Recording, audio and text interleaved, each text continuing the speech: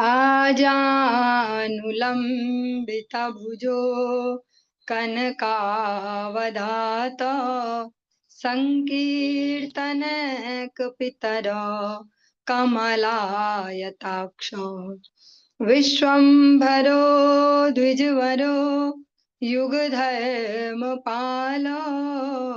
वन्दे जगत्प्रियकरौ करुणावतारो। हे कृष्ण करुणा सिंधो दीनबंधो जगत्पते गोपेश गोपिका कांत राधा कांत नमोस्तुते। तप्त कांचन गौरांगी राधे वृंदावनेश्वरी वृषभानुसुते देवी प्रणमामि हरिप्रिये।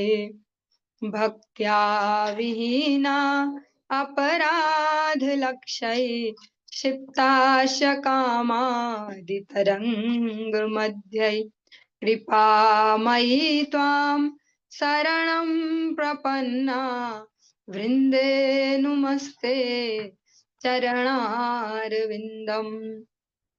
जय श्री कृष्ण चैतन्य प्रभु नित्यानंदा श्री अद्वैत गदाधर श्रीवासादि गौर भक्त वृंद। हरे कृष्णा कृष्ण कृष्ण हरे हरे हरे राम राम राम हरे हरे। सर्वप्रथम भगवान के अभिन्न प्रकाश विग्रह श्री गुरुपाद पद्म पूज्यपाद दंडी स्वामी अष्टोत्तर सत्य श्रीमद भक्ति प्रसाद विष्णु गोस्वामी गुरुदेव महाराज के पावन श्री चरण कमलों में असंख्य कोटि दंडवत ज्ञापित करते हुए उनकी अहेतुकी कृपा प्रार्थना करती हूँ। वे अपने कृपा वर्षण करें जिससे निज कर्ताभिमान भाव को छोड़कर एकमात्र उनकी वाणी के वाहक के रूप में अपना परिचय दे सकूं। परम गुरुदेव नित्य लीला पृष्ठों विष्णुवास श्री श्रीमद भक्ति दयित माधव गोस्वामी महाराज परमेष्ठि गुरुदेव जगत गुरु भक्ति सिद्धांत सरस्वती गोस्वामी ठाकुर प्रभुपाद व समस्त गुरु परंपरा जयुक्त हो। सपार्षद श्रीमन नित्यानंद प्रभु श्री गौर हरि वृंदावन बिहारी श्री राधा गोपीनाथ भगवान जयुक्त हो। वे हम सभी पर अपनी कृपा वर्षण करें जिससे भगवान के पवित्र नाम और हरि गुरु वैष्णव सेवा में हम सभी की रुचि उत्पन्न हो सके। आज हम श्रवण करेंगे इस प्रातःकालीन कक्षा में ग्रंथराज श्रीमद् भागवतम के अंतर्गत दसम स्कंध का जो 78वां अध्याय है, 78 वाला जो अध्याय है, इसको आज हम प्रारंभ करने जा रहे हैं। ओम नमो भगवते वासुदेवाय। ओम नमो भगवते वासुदेवाय। ओम नमो भगवते वासुदेवाय।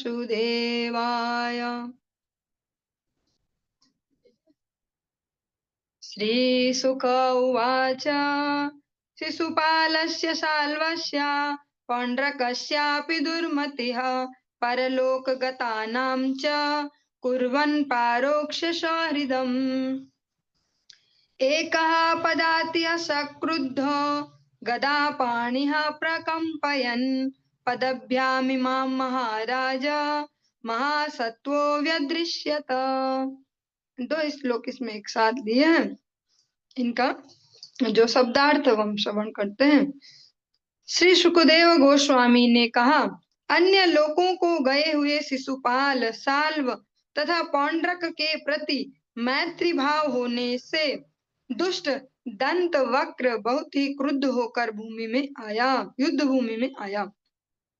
हे राजन, एकदम अकेला पैदल तथा हाथ में गदा लिए उस बलशाली योद्धा ने अपनी पद चाप से पृथ्वी को हिला दिया। जिनके भी हम ये नाम सुन रहे हैं ना, साल्व हो गया, पौंड्रक हो गया, दंत वक्र, शिशुपाल, ये कोई ऑर्डिनरी ऐसे ह्यूमन बीइंग हम जैसे नहीं है। ये अपने समय के बड़े बड़े महाबलशाली योद्धा भी हैं। बस जो इनकी एनर्जी इन्होंने गलत डायरेक्शन में लगा दी है। लेकिन सामर्थ्य तो इनमें है ही। जो हिरण्याक्ष हिरण्यकश्यप हम सुनते हैं, भगवान के ही बराबर, लगभग बराबर तो नहीं कहेंगे, पर मतलब भगवान के साथ युद्ध करने लायक वही वीर थे। ऐसे कि भगवान के साथ भी जो युद्ध कर पा रहे थे, या भगवान जिनको कह सकते हैं युद्ध का आनंद दिला रहे थे। भगवान से तो युद्ध कौन कर पाएगा, भगवान उनको युद्ध का आनंद दिलाते हैं। ये जो दंत वक्र है, ये भी इनकी इसी जो मंडली है, ये मित्र मंडली, जो नास्तिकों की या भगवत विमुखों की जो मंडली है, उसमें से ही एक है। इसके सारे मित्र जो है, इनमें मुख्य मुख्य मित्र भगवान द्वारा मारे जा चुके हैं। अतः अब उसका जो इमोशनल वो है, जो पार्ट, वो बहुत एक्सेस वाला हो गया। मेरे सारे मित्रों को मारा, आज मैं इसको मार डालूंगा। हाँ, वो उस एंगल से नहीं सोच पाएगा कि इसने सारे मार दिए तो मुझे भी मार देगा। जैसा कंस जिस भी दैत्य को भेजता भगवान को नुकसान पहुंचाने गोकुल में, हर नए दैत्य को यही लगता कि मैं तो मार ही दूंगा, वो सब तो मूर्ख थे, और मैं ना महाराज कंस का अति प्रिय बन जाऊंगा इसको मारते ही। उनमें से एक भी एक बार विचार नहीं करता था कि मुझसे पहले वाले भी कोई ऑर्डिनरी पर्सन तो थे नहीं, सामान्य व्यक्ति नहीं थे, तो ये मारे कैसे गए? जो इनको मार दे रहा, कुछ तो बात होगी। यह भविष्यवाणी भी ऐसी हुई है, देववाणी की, भैया वो ऐसा होगा कंस का काल। कोई नहीं सोचता, क्योंकि आसुरी बुद्धि है। क्योंकि दिमाग देने का ठेका तो भगवान ने लिया है, ददामि बुद्धि योगम तम, मैं ही देता हूँ सद्बुद्धि। तो ये दंत वक्र सोचता, अच्छा शिशुपाल मार दिया, साल्व अभी अभी मारा है, तो अब भी मेरे इस एक और मित्र को मार दिया, कूद पड़ा। युद्ध भूमि में कूद पड़ा नंगे ही पैर, और बिना रथ के गदा लेके भगवान पर आक्रमण करने चल पड़ा। पृथ्वी भी डोल गई उसकी पदचाप से।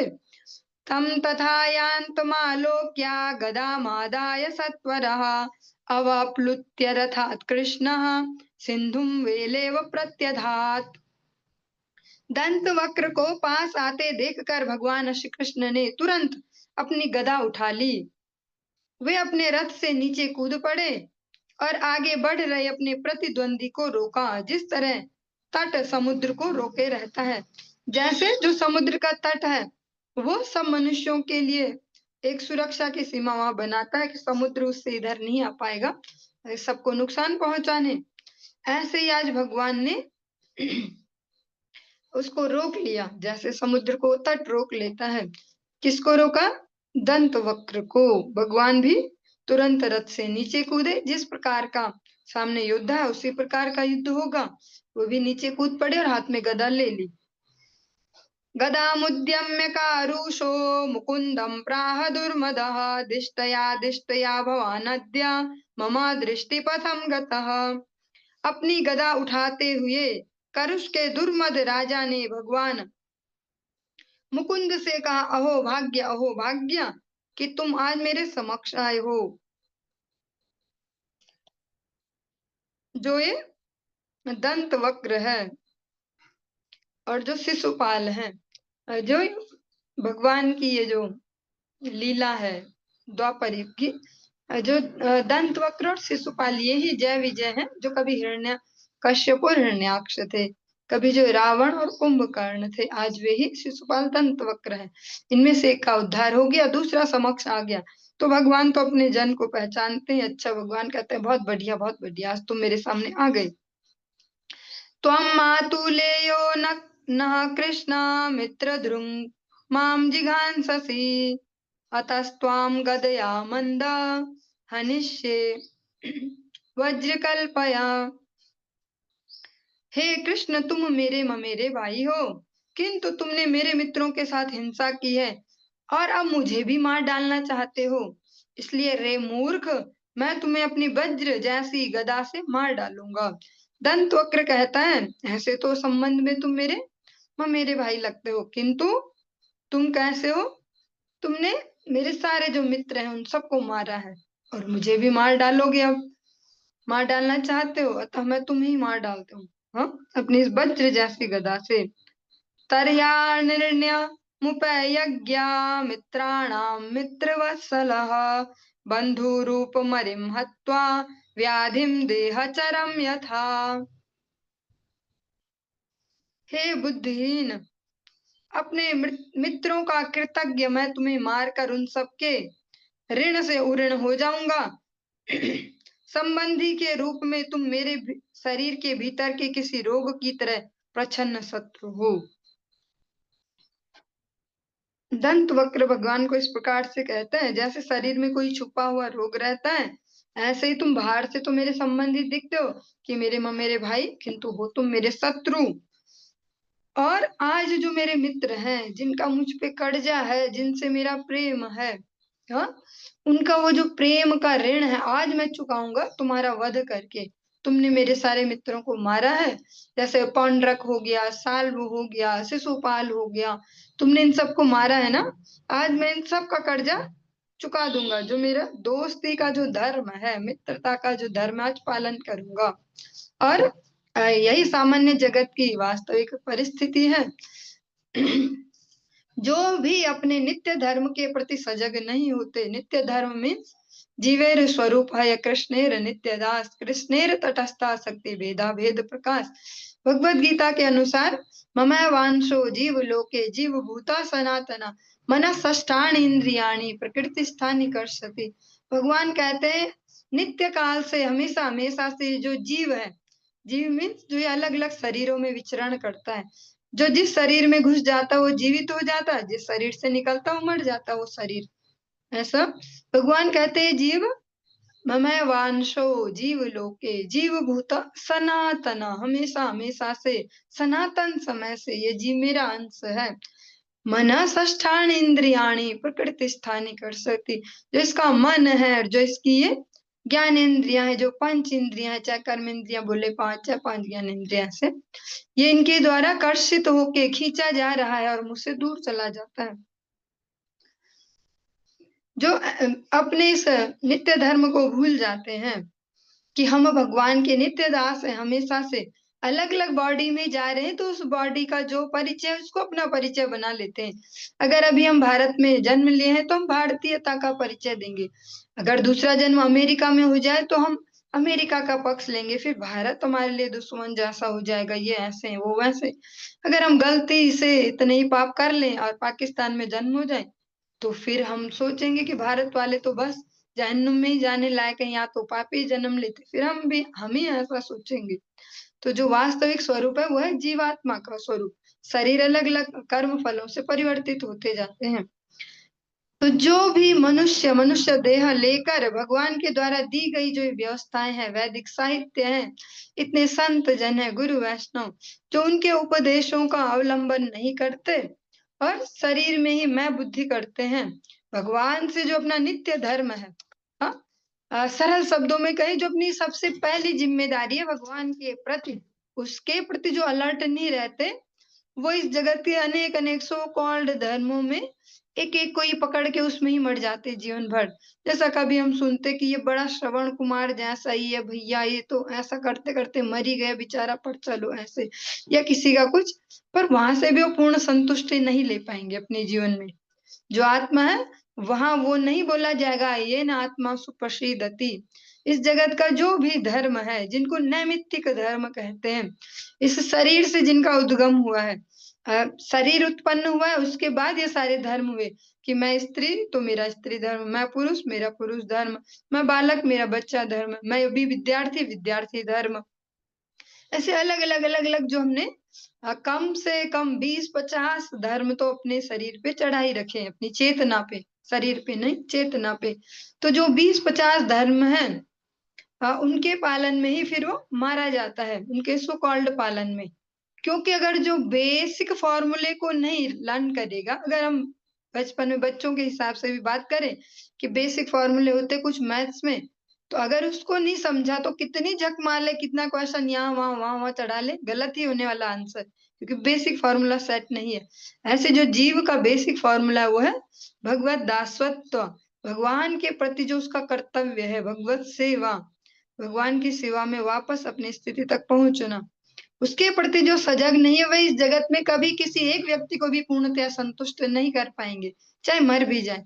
उसको करते करते कि बेचारा बड़ा श्रवण कुमार था। ऐसे आजकल कावड़ यात्रा जो चल रही थी, ऐसे देख भी रहे थे कहीं अपने माता पिता को ऐसे कोई करा रहे हैं, तो याद आ गई कि श्रवण कुमार भी ऐसा था ऐसा।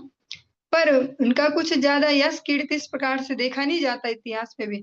थोड़े शब्द कठोर से होंगे, समझने में शायद अजीब सा लग जाए, पर हम श्रीमद् भागवतम के आश्रय में तो धर्म प्रोचित कैतव निर्मत्सराणाम ऐसा कहा गया। इसमें कैतव धर्मों का ज्यादा वर्णन नहीं है, नित्य धर्म का ही वर्णन है।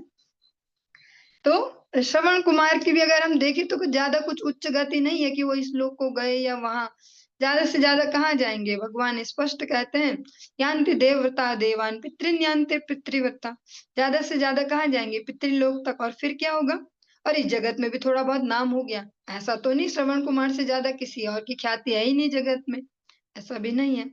और फिर अगर वो पितर लोक तक भी पहुंचे तो क्या होगा फिर, क्षीणे पुण्य मृत्यु लोकम विशंति, अगली गति जो है वो किसी को नहीं पता, वो श्रवण कुमार अगली बार क्या बनेंगे। ये इस प्रकार से नहीं कहा जा रहा कि ऐसा नहीं करना चाहिए माता पिता की सेवा या, पर इसको समझना परम आवश्यक है कि जो नित्य धर्म के प्रति सजग नहीं होंगे, इस जगत के सो कॉल्ड धर्मों को भी सही से नहीं समझ पाएंगे। फाइनली या तो जिसकी कर रहे हैं वो सेवा कोई भी रिलेशन में, वो भी फाइनली असंतुष्ट ही रहेगा। और जब वो असंतुष्टि में एक भी लाइन बोलेगा ना कि क्या किया है तुमने, वो एक ही लाइन ऐसी लगेगी जैसे किसी ऊंचे पहाड़ से नीचे गिरा दिया। यार मैं पागल था, मैं मूर्ख था, मैंने जीवन भर जक मारी, रात दिन एक किया, अपना सुख दुख नहीं देखा, ऐसा किया, आज इन्होंने मुझे जीरो पे लाके रख दिया। यही तो आप सब सुन रहे होंगे आजकल स्टेटस में, इधर उधर सोशल मीडिया यही सिखाना चाहते हैं, पर इसको निगेटिव वे में सिखा रहे हैं। हताशा निराशा में कोई किसी का नहीं है भैया, अपने पे फोकस करो, मस्त जियो, जो मर्जी खाओ पियो, जहां मर्जी जाओ, ऐसा मैं सिखा रही हूँ कि कोई किसी का नहीं। और जो इसका आध्यात्मिक पहलू वो इस एंगल वाला है, कोई किसी का नहीं मीन्स पहले भगवान सबके हैं, उनके बिहाफ पे सब हमारे हैं। हम जब भगवान के बिहाफ पे सबकी सेवा करेंगे तो उसमें वो फ्रस्ट्रेशन वाला लेवल नहीं आएगा कि मर गए हम तो जीवन भर करते करते आज फिर जीरो पे लाके खड़ा कर दिया, तब वो नहीं होगा। तब हमें पता है कि भैया ये ऋण बंधु संसार है, हमारा ही पुराना कर्जा, उसको ये ले रहे हैं हमसे, तो कर्जा देना ही पड़ेगा। तो कर्जा देने में फिर दुख कैसा, जब लिया तो है ना, तो देना तो होगा ही, तो दुख नहीं होगा। बेसिक कंसेप्ट क्या है, भगवान के प्रति अपने संबंध को उदय करना। जहां से हम प्रारंभ किए अभी यही सुनना, जो दंत वक्र अपने मित्र धर्म का भी पालन करने का सोच रहे हैं। हाँ, अभी कृष्ण को मार डालूंगा, अपने स्पष्ट कहता ही है वो कि ऋण हो जाऊंगा उनके ऋण से, अपने मित्रों के। तो ये समझना होगा जो ऋण चुकाना पहले भगवान से प्रारंभ होगा।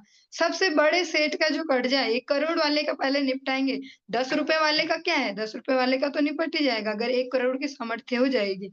10 रुपए तो शायद वो 1 करोड़ वाला ही दे दे, फिर जा जा तूने मेरा निपटा दिया, जा तो खुश होके ले, 1000 ले जा तू, बाकियों का भी निपटा। तो बेसिक कंसेप्ट समझाना ही गौड़ीय वैष्णव जो सिद्धांत है उसका मुख्य जो सिद्धांत है वो यही है, भगवान से अपने संबंध को उदय कराना। ये भक्ति सो कॉल्ड धार्मिकता नहीं सिखाती, जैसा आप जगत में अन्य जगह से भी सीख सकते हैं सो कॉल्ड धार्मिकता। जब जब जो जो फंक्शन आए उसमें हृदय की वैसी घंटियां बजे, जब जोश आ जाए वही बजने लग जाए, कभी उसमें शिव जी विराजित हो जाए, कभी माता रानी, कभी गणपति जी, पर उसको आराधना नहीं बोलेंगे। वो एक थोड़ी देर का अट्रैक्शन है। जैसे अच्छे तो बहुत सारे लोग लगते हैं हमें, जिनके विवाह हो गए, क्या उनको और लोग अच्छे लगने बंद हो जाते हैं? क्या उनको नहीं दिखता कोई सुंदर सी लड़की और भी इस दुनिया में, ये सुंदर सा पुरुष, परंतु वो उसको अपने हृदय में नहीं बिठा देते, देखते हाँ बढ़िया है ऐसा, पर वो आराधना नहीं करते उसकी। तो ऐसे सबका सम्मान तो है, पर आराध्यो भगवान ब्रजेश तनया तद धाम वृंदावन, भगवान से अपने संबंध को उदय कराना यही वास्तविक भक्ति है। जिसको हम इंग्लिश में कहते हैं डिवोशन, भक्ति। तो वो कहाँ से आएगी, जब इमोशंस होंगे, भावनाएं होंगी, तब भक्ति आएगी। और भावनाएं कहाँ होती है हमारी इस प्रैक्टिकल जगत में, अगर देखें डेली लाइफ में अपना रिलेट करें, जहां हमारा रिलेशन होता है वहीं इमोशंस आते हैं, जहाँ संबंध है वही भावनाएं आएंगी, तब वही भक्ति आती है, वही डिवोशन आ जाता है।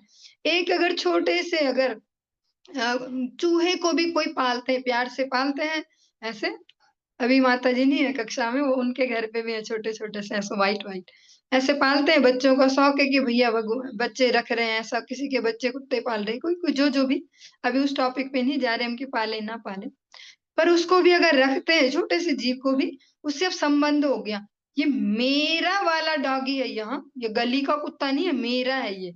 तो ये मेरा है इसलिए इसको बढ़िया खाना भी मिलेगा, ये मेरा इसलिए बढ़िया शैम्पू से भी नहाएगा, मेरा इसलिए बढ़िया बिस्तर भी है, मेरा बढ़िया डॉग फूड भी लाएंगे इसके लिए, मेरा इसलिए बढ़िया सर्दी के लिए अच्छे से कपड़े भी लाएंगे इसके लिए, मेरा है ये। वरना कुत्ते तो बहुत सारे ही हैं, पर मेरा मेन रिलेशन है, वहां संबंध है, तब इमोशंस आए, जब रिलेशन है तब इमोशन आए।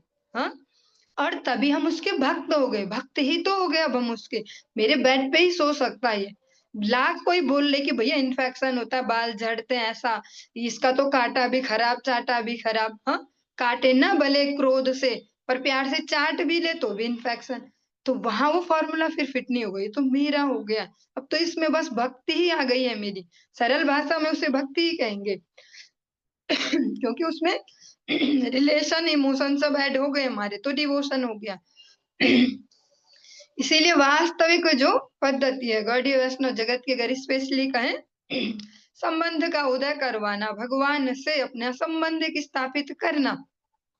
और वो इमेजिनरी नहीं हो पाएगा, मन मन में कुछ भी सोच लो, वो हो पाएगा जब प्रैक्टिकली सेवाओं में अपने तन मन, और भगवान ने अगर दिया है तो धन, उसको घिसेंगे सेवाओं में, तब जाके वो संबंध ज्ञान वाली स्थिति आ पाएगी।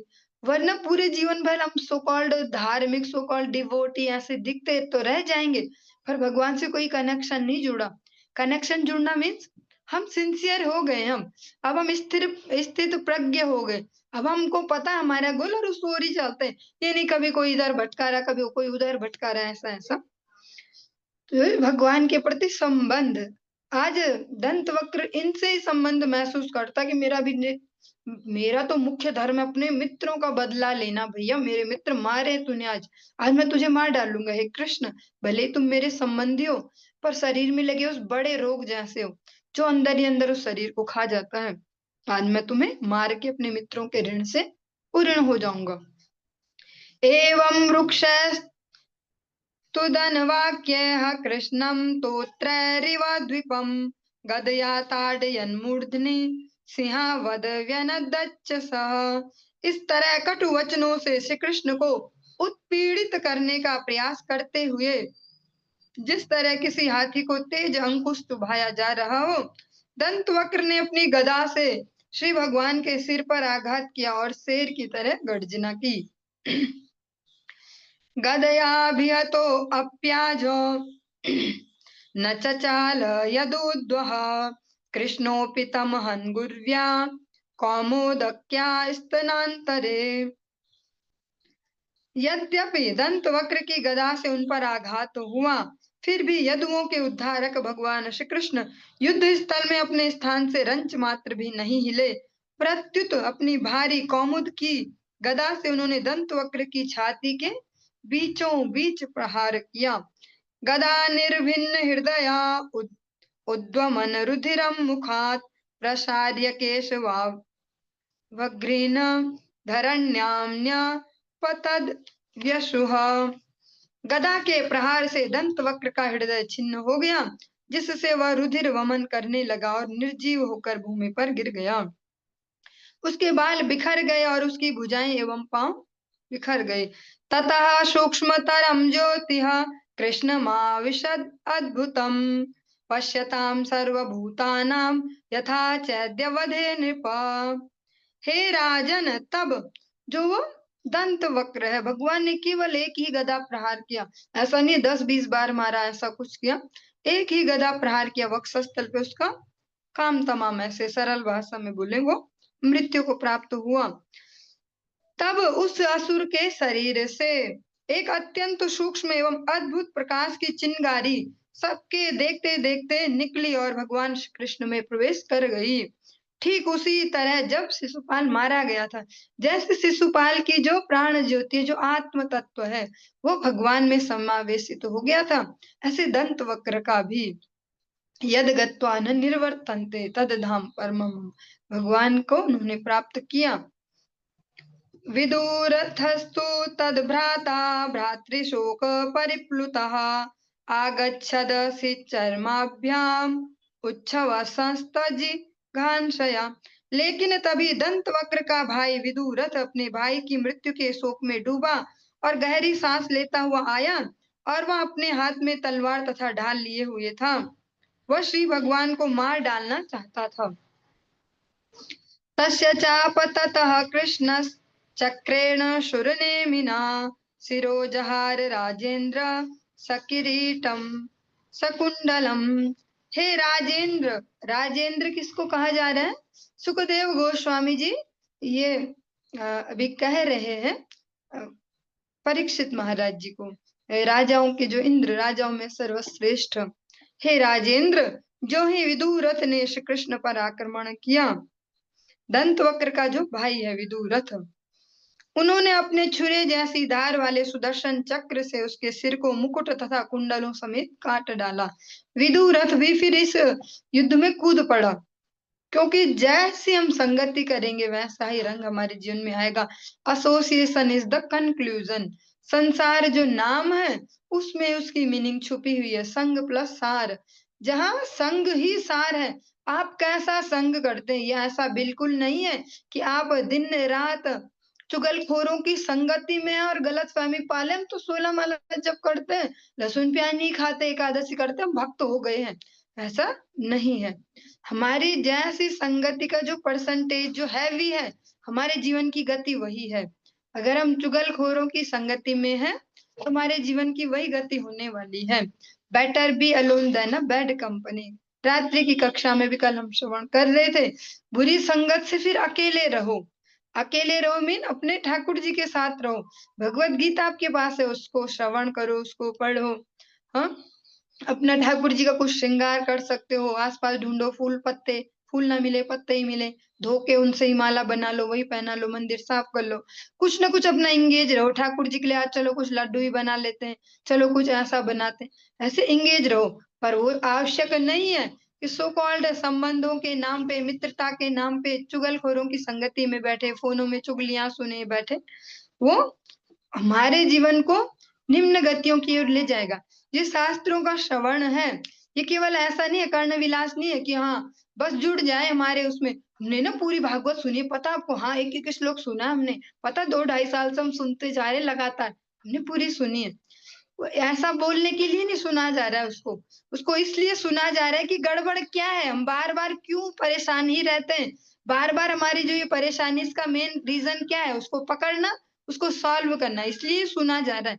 ये कुछ ऐसा नहीं सुना जा रहा टोना टोटका या कुछ ऐसा बढ़िया सा हो जाए कुछ कि हाँ भागवत जी सुनी हमने, पूरी पूरी सुनी हमने, तो हाँ ऐसे इसलिए सुनी जा रही कि जीवन में अप्लाई कर पाए, समझ पाए गड़बड़ कहाँ पे और उस गड़बड़ को ठीक कर पाए, ना बने अगली बार कुत्ता। हम क्लियर कर लें कि हम कुत्ता नहीं बनेंगे अगली बार, भले ही ना जा पाएंगे हम गोलोक धाम, पर भगवान फिर से हमें किसी भक्त के घर में जन्म दे दे, इतने तो हम पहुंच ही जाएंगे इस बार। इतना तो हमें कंफर्म होना चाहिए। इतना तो नहीं है कि भैया पहुंच जाएंगे वहां कुंजों में और मिल जाएंगे हमें सेवा बनाओ फूल माला ऐसे, पर अगली बार फिर से किसी भक्त के घर में जन्म मिल जाए, इतना तो कंफर्म करते चले इस बार। इतना तो हम जोर लगा सकते हैं। तो उतना जोर लगाने के लिए भी हर क्षण हमें संवेदनशील रहना पड़ेगा। हम सोचते कैसे, हम खाते कैसे, हम बोलते कैसे, हमारा जो एक्सपीरियंस लेने का तरीका वो कैसा है, अपने ऊपर खुद ही बैठना है, किसी और को हमारे ऊपर बैठने की आवश्यकता नहीं। जो देखता रहे, अच्छा तूने अब ऐसा क्यों किया, अब ऐसा क्यों बोला, खुद ही अपने ऊपर चढ़ जाना है कि भैया हम देखें, इस बार क्लियर है, हमें जीवन ऐसा बर्बाद करने को नहीं मिला। एक एक सेकंड सेंसिटिवली अवलोकन करेंगे हम अपने जीवन का, कि कंफर्म हो जाए हमें कि अगली बार कोई भक्ति के घर में तो जा पाए, किसी जिसके घर में जन्म हो माता पिता, तो बोल पाए वाह भगवान ने ये बढ़िया जीवात्मा मेरे यहाँ भेजा, इसके चक्कर में मेरा भी बढ़िया परिणाम चल रहा, ऐसा तो बन पाए हम कम से कम। जो विदुरथ है उसकी भी वही गति हुई जो उसके मित्र मंडली की हुई। क्या हुआ, उन सबका एक एक करके सब ने भगवान को उद्धार, भगवान ने सबका उद्धार कर दिया। हाँ? सबने भगवान को अपने शत्रुता से ही ऐसे ही भजते रहे कि ये हमारा दुश्मन है, दुश्मन है, ऐसा ही भजा भगवान को। भगवान ने भी फिर उसी प्रकार से, लो भैया ये था, ये यथा माम प्रपद्यन्ते तांस्तथा भजाम्यहम्। एवं सौभं च साल्वं च दन्तवक्त्रं सानुजं हत्वा दुर्विषहानन्ये क्रीडितः सुरमानवैः मुनिभिः सिद्धगन्धर्वैर्विद्याधरमहोरगैः अप्सरोभिः पितृगणैर्यक्षैः किन्नरचारणैः उपगीयमान विजयः कुसुमैराभिवर्षितः वृतश्च वृष्णिपर्वरे विवेशालंकृतां पुरीं। साल्व तथा उसके स्वाभियान के साथ साथ दंतवक्र तथा उसके छोटे भाई को, जो सब किसी अन्य प्रतिद्वंदी के समक्ष अजेय थे। और ये ऐसे छोटे मोटे लोग नहीं थे, हम बार बार श्रवण कर रहे हैं कि नॉर्मली जैसे हम बोल रहे हैं शिशुपाल ऐसा दंतवक्र वैसा वो, ये अजेय थे। ये उस समय के जैसे बोल सकते हैं पावरफुल लोग थे, जिनसे सब राजा थर थर कांपते थे। ये सारी जो मित्र मंडली थी, जरासंध और ये सब मिलके उस समय के सबसे बड़े दुर्दांत योद्धा थे, जिनको कोई नहीं जीत पाता था। तभी तो इतने इतने राजाओं को वहां बंदी बना के रखा था जरासंध ने। ये लोग इतने छोटे मोटे चोर उचक्के नहीं थे, जिनको कोई भी जाए मार कूट के और जेल में बंद कर दे। हाँ, इस तरह विनिष्ट करने के बाद देवताओं, मनुष्यों, ऋषियों, सिद्धों, गंधर्वों, विद्याधरों, महोरगों के अतिरिक्त अप्सराओं, पितरों, यक्षों, किन्नरों तथा चारणों ने श्री भगवान की प्रशंसा की। जब ये सब उनका यश गान कर रहे थे और उन पर फूल बरसा रहे थे, तब श्री भगवान गणमान्य वृष्णियों के साथ साथ उत्साह पूर्वक सजाई हुई अपनी राजधानी में प्रविष्ट हुए। एवं योगेश्वरः कृष्णो भगवान जगदीश्वरः ईयते पशुदृष्टीनां निर्जितो जयतीति सः। इस तरह समस्त योग शक्तियों के स्वामी तथा ब्रह्मांड के स्वामी पूर्ण पुरुषोत्तम भगवान श्री कृष्ण सदैव विजयी होते हैं।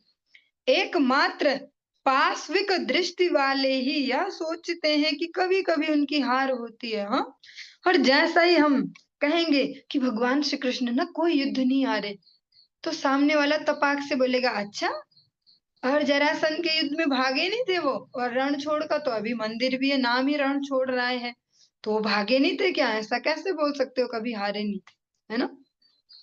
यही यहाँ पे स्पष्ट, इसलिए साथ साथ सुखदेव गोस्वामी जी क्लियर कर रहे, पाश्विक जिनकी बुद्धि है, पशुता है जिनकी बुद्धि में, शरीर है मनुष्यों के, चेतना पशुओं वाली है, वो कहेंगे कि नहीं नहीं कभी कभी हारते भी तो हैं। हाँ, वरना भगवान श्री कृष्ण हमेशा अजेय हैं। जैसे ब्रह्मांड के जो सबसे पावरफुल योद्धा हैं, जो कह सकते हैं प्रशासनिक जो देवता हैं, उनको भी भगवान ने लीला करके दिखाते हैं। लीलाओं में उनकी, वे भी भगवान के आगे नतमस्तक होते हैं। क्योंकि भगवान श्री कृष्ण ही एकमात्र संपूर्ण भगवत्ता के स्वामी है। छह के छह भग, जो छह प्रमुख विशेषताएं, वो भगवान श्री कृष्ण में ही अनंत मात्रा में है, अनकाउंटेबल। चाहे वो वीरता हो, चाहे वो यश हो, नेम फेम, हाँ, चाहे वो धन हो, लक्ष्मी जी स्वयं उनकी सेविका है, इतनी हल्के हल्के चरण उनके दबाती कि कहीं कष्ट ना हो जाए। लक्ष्मी सहस्त्र सत संभ्रम सेव्यमानम, ऐसे भगवान श्री कृष्ण चंद्र। श्रुत्वा योद्धोद्यमं रामः कुरूणां सह पाण्डवैः तीर्थाभिषेकव्याजेन मध्यस्थः प्रययौ किल। तब भगवान श्री बलराम ने सुना कि कुरुगण पांडवों के साथ युद्ध की तैयारी कर रहे हैं। तटस्थ होने के कारण वे तीर्थ स्थानों में स्नान के लिए जाने का बहाना करके वहां से कूच कर गए। और फिर इधर जो हमने श्रवण किया था राष्ट्रीय यज्ञ, जो वहां भूमिका बनी कि भैया दुर्योधन पे सब हंसे थे। हाँ, तो जो उसका ईगो है वो हर्ट हो गया था, और इतना हर्ट हो गया कि अब बेटा दिखाता हूँ तुम्हें। तो अब यहाँ युद्ध की सब तैयारियां हो ही गई कि अब मैं तुम्हें कुछ देता नहीं हूँ। तो इसमें जो बलराम जी हैं, उन्होंने एक थोड़ा स्ट्रेंज सा, ऐसा विलक्षण सा एक डिसीजन लिया कि भैया ना मैं इनकी टीम में हूँ ना मैं इनकी टीम में हूँ, मैं तो चला अब तीर्थ यात्रा पे। बलराम जी ने ऐसा डिसीजन लिया कि न मैं इनकी तरफ हूँ, पांडवों की तरफ, कि हमारे डायरेक्ट रिश्तेदार, और कौरवों में से इन लोगों ने, भैया इनमें से कुछ ने मुझसे शिक्षा भी ली है गदा की, तो इस हिसाब से फिर इमोशंस यहाँ भी हैं मेरे, तो मैं ना किसी की टीम में नहीं हूँ, मैं चला अपना तीर्थ यात्रा करने। स्नात्वा प्रभासे संतर्प्य देवर्षिर्पितृमानवान् सरस्वतीं प्रतिस्त्रोतम ययो ब्राह्मण संवृतः। प्रभास में स्नान करके तथा देवताओं, ऋषियों, पितरों एवं वरेषु मानवों का सम्मान करने के बाद वे ब्राह्मणों को साथ लेकर सरस्वती के उस भाग में गए जो पश्चिम में समुद्र की ओर बहती है। जो बलराम जी, उनका वर्णन है कि वो अलग अलग प्रकार के जो देवता है, अलग अलग कैटेगरी का जो जीवन है, सबसे मिलते मिलते, और फिर फाइनली कुछ ब्राह्मण वर्ग को अपने साथ लेके सरस्वती नदी के पास गए। पृथूदकं बिंदु सरस्त्रितकूपं सुदर्शनम विशालम ब्रह्म तीर्थम च चक्रम प्राचीं सरस्वतीम् यमुनामनुयान्येव गङ्गामनु च भारत जगाम नैमिषं यत्र ऋषयात् सत्रमासते। भगवान श्री बलराम ने विशाल बिंदु सरस सरोवर, त्रितकूप, सुदर्शन, विशाल ब्रह्म तीर्थ, चक्र तीर्थ तथा पूर्व की ओर बहती सरस्वती को देखा। हे भारत, मतलब हे परीक्षित, वे यमुना तथा गंगा नदियों के तटवर्ती सारे तीर्थ स्थानों में गए और तब वे नैमिषारण्य में आए, जो अभी उत्तर प्रदेश में है, जहां ऋषिगण बृहद यज्ञ संपन्न कर रहे थे। तमागतमभिप्रेत्य मुनयो दीर्घसत्रिणः अभिनन्द्य यथान्यायम् प्रणम्योत्थाय चार्चयन्।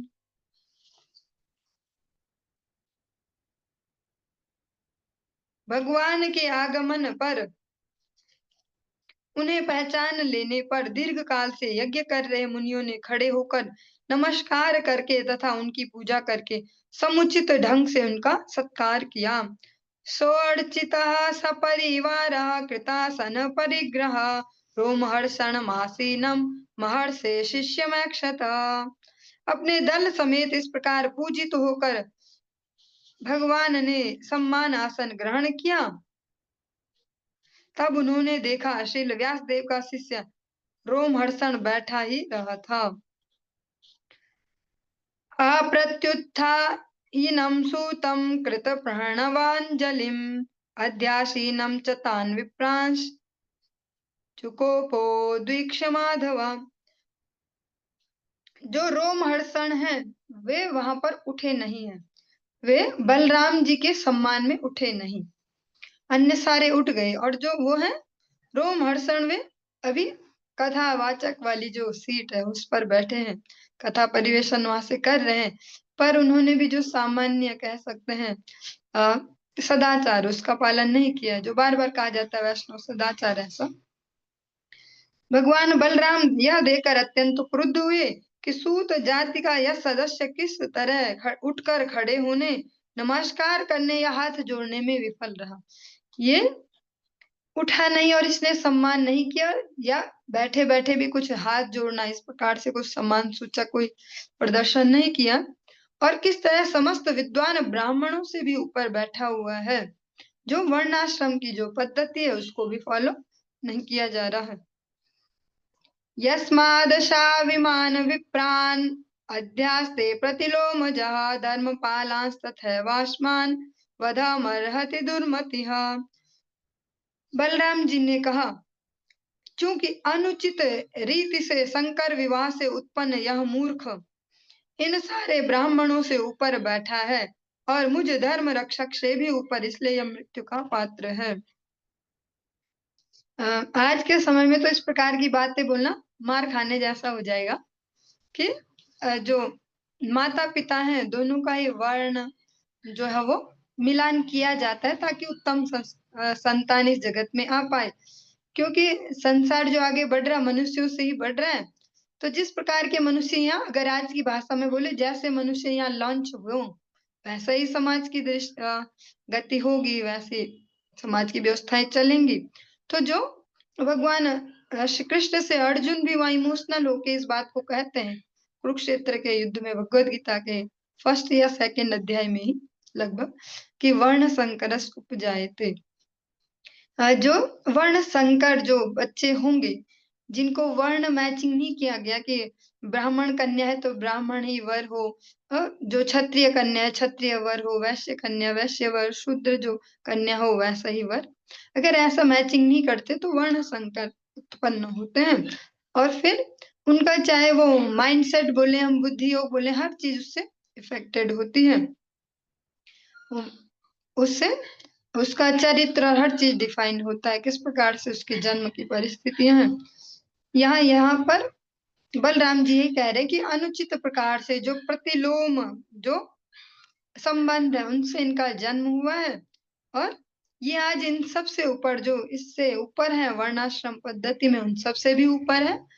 इसने इनका भी उल्लंघन किया और मुझसे भी ऊपर, और ये अपना जो बेसिक संस्कार है उसको भी भूल गए, क्योंकि भगवान बलराम भगवान का प्रथम विस्तार है, चतुर्व्यूह में आते हैं। तो आज इसको दंड देना यहाँ पर अवश्यंभावी है।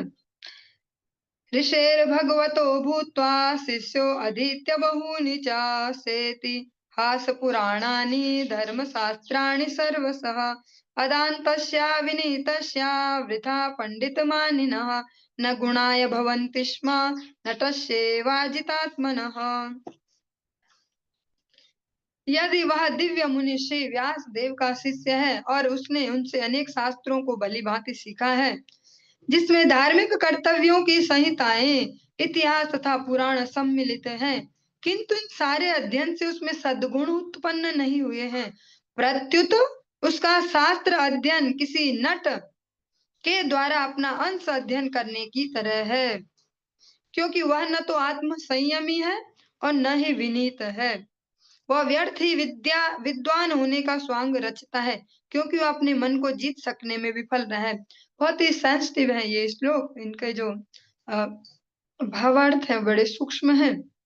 भगवत कृपा से, गुरु वैष्णव कृपा से समझ पाएंगे तो उचित होगा, ना भी समझ पाए तो फिर अपना अपना बुद्धि स्तर है, जो भी हो भाग्य भी है।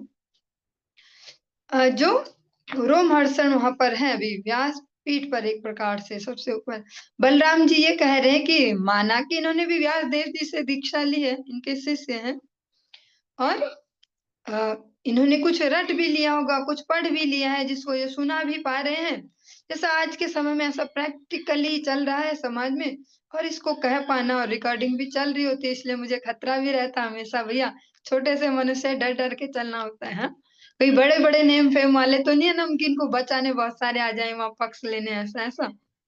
तो आज के समय में भी ऐसे अनधिकारी बस वक्ता बहुत सारे हो गए। 6 महीने जाओ वृंदावन कोर्स क्या बन गए भागवत कथा वाचक, उसमें क्या है, कर सकते हैं, ऐसा कोई भी जाता है। सबसे बढ़िया भैया, सबसे बढ़िया धंधा भी यही है, सबसे बोल सकते हैं अच्छा, जिसमें कुछ भी ज्यादा कुछ नहीं है, 6 महीने जाओ ऐसा कुछ कोर्स करते हैं और बन गए वक्ता, ऐसा जो चलते हैं।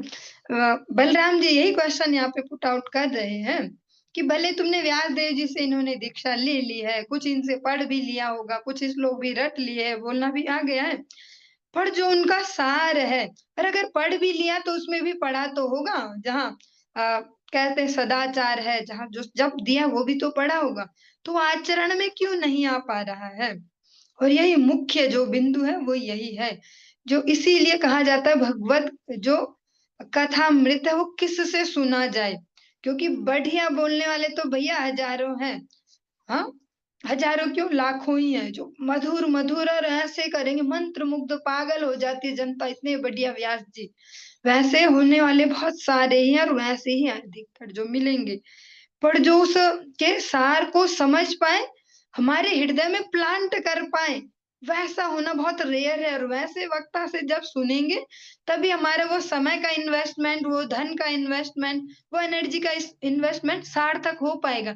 वरना क्या है, मजा ही तो लिया, वो थोड़ी देर का मजा लिया, मजा आया, बहुत बढ़िया है ये, बहुत बढ़िया है ऐसे महाराज, बहुत बढ़िया है ऐसे, जो जो भी आजकल तो स्त्री माता जी वगैरह भी करती हैं कथाएं, सब बढ़िया है, वो बहुत बढ़िया है वो माता जी, ऐसे बहुत ही देखो कितने फॉलोवर है, ऐसा ऐसा। पर उसके सार को क्या वे समझ पा रहे हैं? क्या वो आचरण में आ पा रहा है? और आज का युग बहुत बढ़िया है, ये बहुत सच में ही धन्य कली है। छुपा के रख नहीं सकता कोई अपनी भावनाएं, बाहर दिखेंगी, उसकी वेशभूषा में दिखेंगी, उसके आउटलुक में दिखेंगी, उसके हाव भाव में दिखेंगी। वो चाह के भी दीन दुहीन ऐसा दिखा नहीं पाएगा। अंतर के जो भाव है वो बाहर आएंगे, रिफ्लेक्ट होंगे। ये सबसे बढ़िया बात है इस कलयुग की। जिसमें सूक्ष्म बुद्धि है उसके लिए बहुत अच्छा भी है ये कलयुग। तो इसीलिए धन्य कली इसको भक्तिनाथ ठाकुर जी कहते हैं। कि आप समझ पाएंगे देख कर ही कि बाहर से तो जो इतना बढ़िया बढ़िया बोल रहे हैं, इतने फॉलोवर के अंदर कुछ है भी, इनके अंदर कुछ किया खोखला ही चना है ऐसा, या कुछ हमें दे भी पाएंगे। हम क्यों अपना टाइम दें, हम क्यों अपना धन दे, क्यों एनर्जी दें, यहाँ क्या कुछ मिल पा रहा है? बलराम जी एक प्रश्न उठा रहे हैं कि अगर इन्होंने इनसे दीक्षा भी ले ली, भैया अब तुम्हारी ब्राह्मण दीक्षा हो गई, व्यास देव जी के शिष्य हो गए हम। अच्छा ठीक है, तो तुमने एकदम से जाम्पू भी मार लिया, हाँ, अनधिकार। इसमें ये नहीं बोला जा रहा कि दीक्षा में वो सामर्थ्य नहीं है कि हमें अधिकार दे दे, पर हमें में वो पात्रता भी तो चाहिए। पात्रता के लिए तो प्रयास करना ही पड़ेगा। एक ये वन साइड वाला लव नहीं है, एक तरफा जो प्रेम है वैसा नहीं है, दोनों साइड से गुरुदेव ने पात्रता दी उस मंत्र के थ्रू, हमारे आज तक के प्रारब्ध को झेला। पर क्या हम वो पात्रता को बना पा रहे हैं कि हम हैं वो ब्राह्मण दीक्षा लायक, या हम हैं उनके शिष्य कहलाने लायक? क्योंकि व्यास देव जी के तो अनेक ही शिष्य हुए, सारे नहीं हुए सुखदेव गोस्वामी जैसे, सारे भक्त नहीं है। किसी ने कोई सा मार्ग दिया, किसी ने कोई सा दिया, लोगों को भ्रमित करके रख दिया, अनेक अनेक पथ दिए। आज के समय में जो हम सबसे बढ़िया एग्जाम्पल जो हमने अ, कक्षाओं में श्रवण किया था, माधवेंद्र पुरीपाद जी के दो शिष्य रामचंद्रपुरी और ईश्वरपुरी, दोनों उनके ही तो शिष्य हैं, उनकी भी ब्राह्मण दीक्षा हुई है भैया, उनसे संन्यास भी हुए हैं वो। पर लेकिन दोनों के अलग अलग वो है गति भी और स्वभाव समझने का स्तर। बलराम जी यही यहाँ पर प्रश्न उठाते हैं कि जो इसने सुना है, जो रटा है, वो कैसा है? स्पष्ट यहाँ पर क्लियरली बोल रहे हैं, जैसे कोई एक्टर होता है ना, उसने कोई डायलॉग रटा और बोल दिया, हाँ राम जी को प्ले कर रहा है ये एक्टर, ये राम जी बन रहा है ये एक्टर, और वहां बोल दिया उसने, हाँ सीते ऐसा, और हाँ मैया, और हाँ पिताजी ऐसा। पर उससे ये तो नहीं कि वो राम उसके चरित्र में आ गए। बलराम जी कहते हैं इसका ये शास्त्र अध्ययन ऐसा ही है जैसे वो नट के डायलॉग लर्न करना, उसके वो डायलॉग डिलीवरी करना, जो वहां पे संवाद प्रस्तुत करता, वैसा ही है इसका शास्त्र अध्ययन। क्योंकि न तो आत्म संयमी है, न विनयी विनीत है। विद्या ददाति विनयम, विनया ददाति पात्रताम, पात्रताम धनानोक्ति, धना धर्म से ततो सुखम। भगवद गीता में भगवान स्वयं कहते हैं जो विद्या है, जो वास्तविक विद्या वो हमें विनय देती है, वो उच्छृंखलता नहीं देती। जैसे आज के समय में सो कॉल्ड जड़ विद्याओं को जो जितना अधिक लेते जा रहे, उच्छृंखल स्वच्छंद, भैया मैं कुछ मत बोलो कि कैसे रहना। आजकल जो आप टॉपिक देख भी रहे हैं, हमारे तो उसमें हिम्मत भी नहीं है कुछ बोलने की, ऐसा देख रहे हैं आजकल हाईलाइटेड, ये सभी सुन रहे होंगे। हमें कौन होते हैं ये कुछ बोलने वाले, हमें कोई कुछ मत बोलो भैया।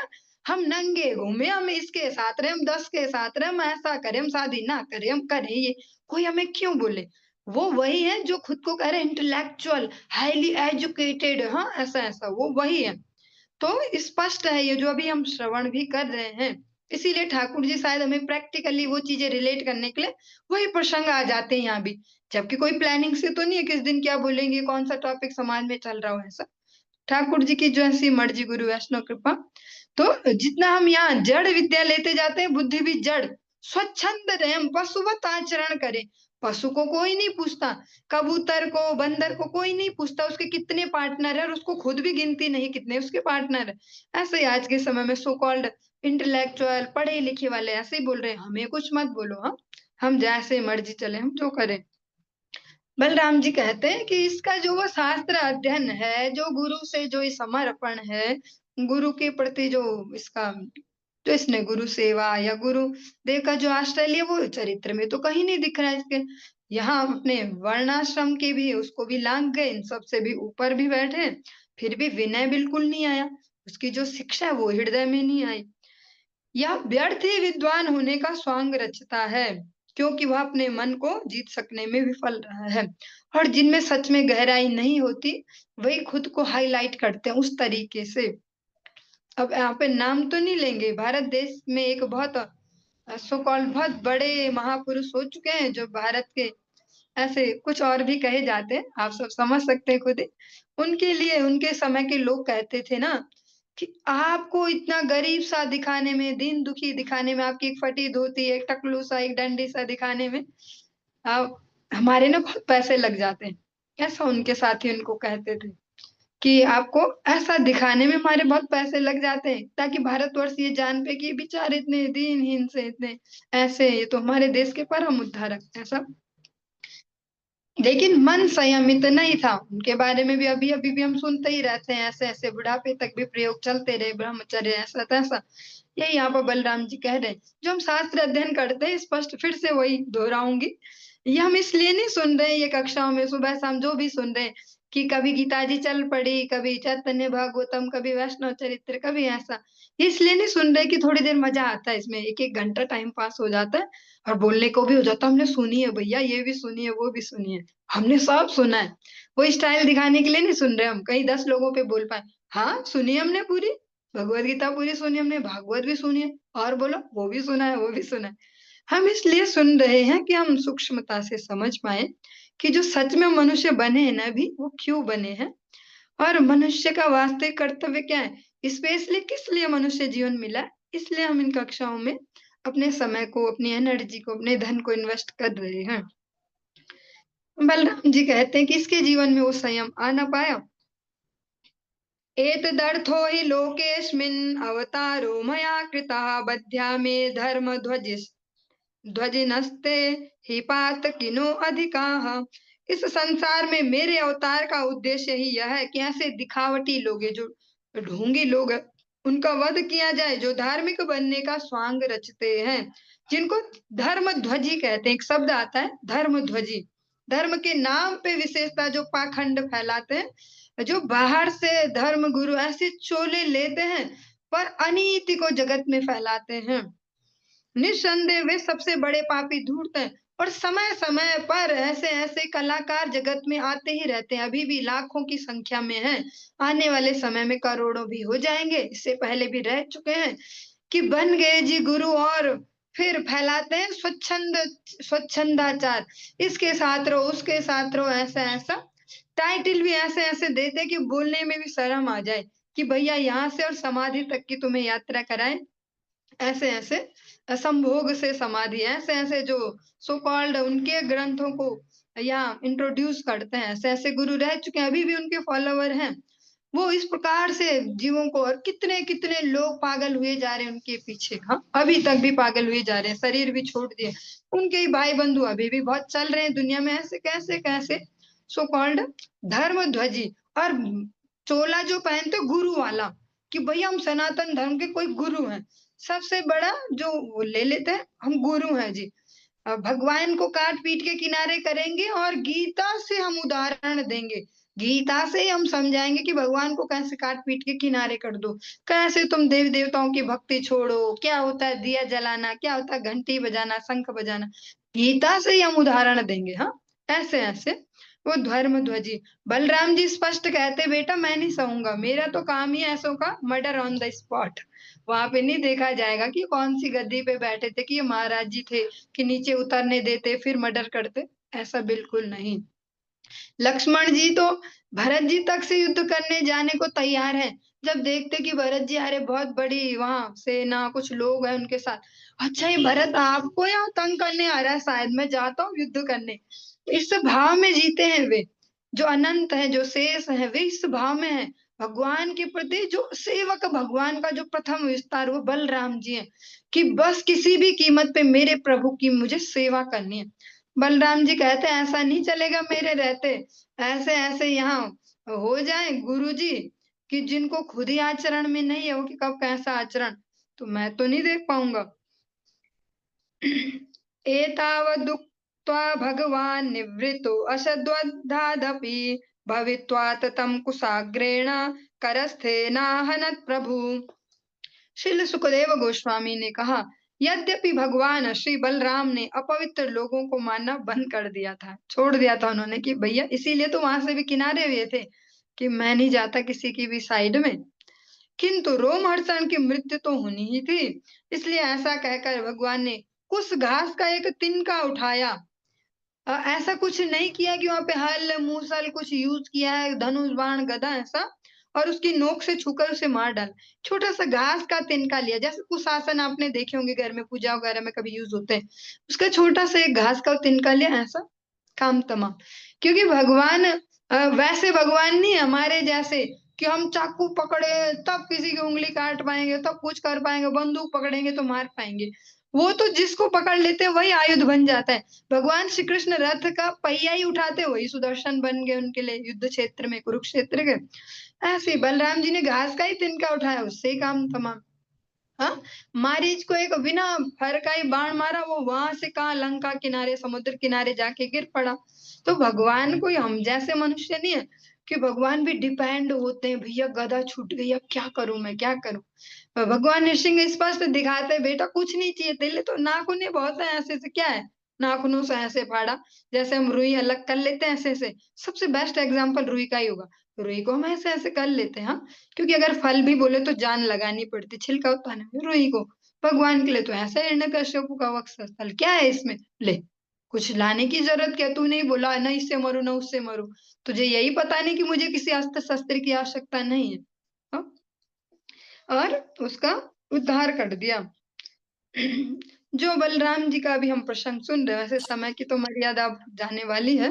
फिर भी जो हम गौड़ीय वैष्णव अगर आचार्यों के जीवन में देखें, सनातन गोस्वामी जी, रूप गोस्वामी जी और चाहे नामाचार्य हरिदास ठाकुर, उन्होंने भी इस जो ये सदाचार इसका पालन किया है। हरिदास ठाकुर जी ऐसे अ, जन्म वहाँ उनको प्राप्त हुआ ऐसी जगह से, तो वो उस दीन भाव से ही रहते हैं। वो कभी ऐसा नहीं दिखाते, मैं तो नामाचार्य हरिदास ठाकुर भैया तुम क्या हो मेरे सामने। वे भी उस संवेदनशीलता को पालन करते हैं कि जगन्नाथ जी से मैं दूरी रहूं, मंदिर से दूरी रहूं, इधर मैं तो अलग ही यहाँ रहूं। मतलब यहाँ ऐसा नहीं बोल रहे कि भक्त ना जाएं, जो इस प्रकार से अगर कहीं इस वर्ण से ऐसे बिलोंग करते हो, ऐसा नहीं बोला जा रहा। ऐसा अन्यथा में ना लेके आपको ये बोला जाए कि भैया मत जाओ। पर ये बोल रहे हृदय में जो वो सूक्ष्मता है उसको जगा के रखना है, उसको मार नहीं देना है कि भैया हम तो हो गए ऐसे। रूप गोस्वामी जी, सनातन गोस्वामी, उन्होंने तो वहाँ केवल जॉब ही तो की थी। उन्होंने उनका खाया पिया थोड़ी ना था, या उनके जैसा कुछ वैसा करते थोड़ी ना थे। फिर भी उस संवेदनशीलता को बचाते हैं, क्यों? हमें एग्जाम्पल देने के लिए कि जो दैन्यता है ना अपने हृदय की, उसको ना जाने दे। जो अपना कह सकते हैं सदाचार है, उसको हमेशा पालन करें। मर्यादाओं का जब हम पालन करेंगे, तब हम आगे शिक्षा दे पाएँगे। आपन आचार्य जीवेर सिखाए, आपन ना आचार्य ना जान सिखान। स्पष्ट कहा है भैया, आचरण में हो तो सिखाने जाओ, तभी प्रचार हो पाएगा। कौन से हमारी बक-बक से कोई भक्त बनता है? बक-बक से कोई भक्त बने तो इतना बक-बक करते तो सालों हो गए, कौन कितने भक्त बन गए, हाँ? तो वो आचरण से होता है। आपन ना आचार्य ना जान सिखाना, आचरण में नहीं है तो सिखाने मत जाओ, पहले प्रैक्टिस स्वयं ही करें। चलिए आज की कक्षा को यहीं पे विश्राम देंगे। हरे कृष्ण।